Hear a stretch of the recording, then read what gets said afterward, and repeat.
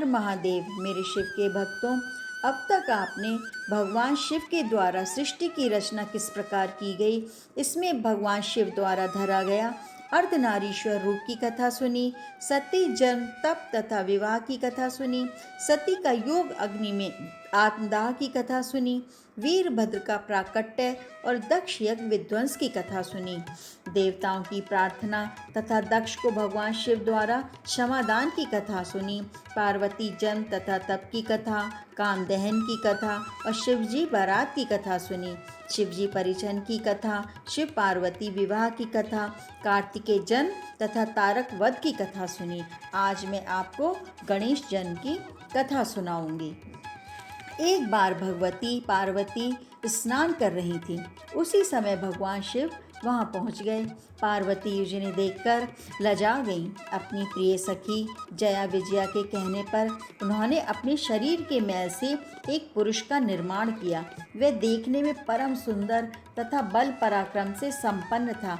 पार्वती जी ने उसे नाना प्रकार के आभूषण और आशीर्वाद दिए। उन्होंने उससे कहा, तुम मेरे पुत्र हो, तुम्हारा नाम गणेश है।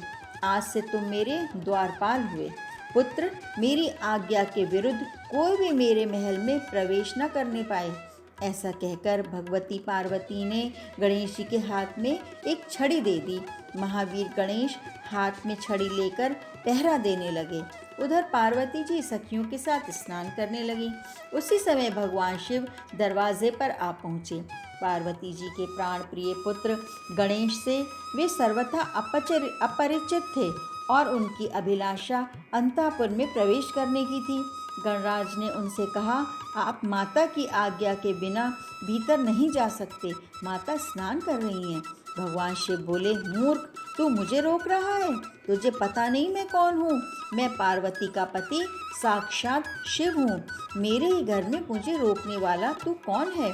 मात्र भक्त वीर बालक।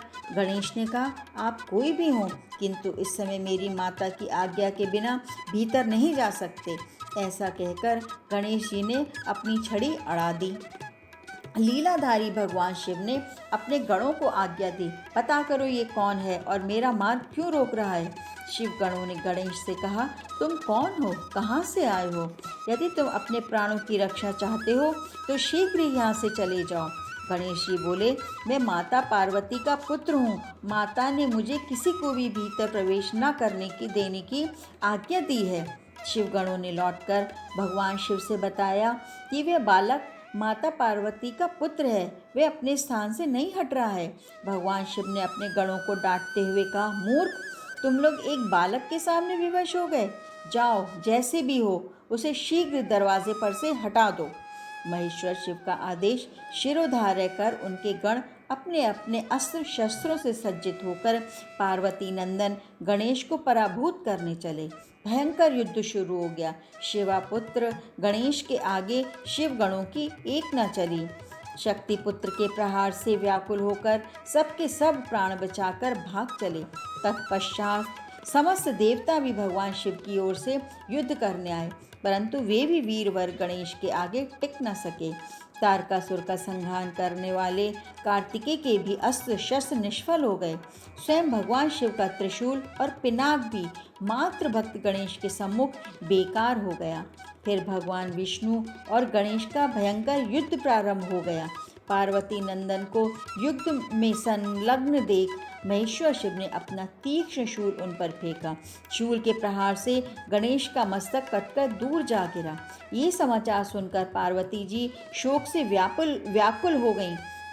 कुपित होकर उन्होंने अनंत शक्तियों को पैदा किया। शक्तियों ने उनकी आज्ञा से संपूर्ण सृष्टि का संहार करना शुरू कर दिया। देवता और ऋषिगण भय से थर्रा उठे।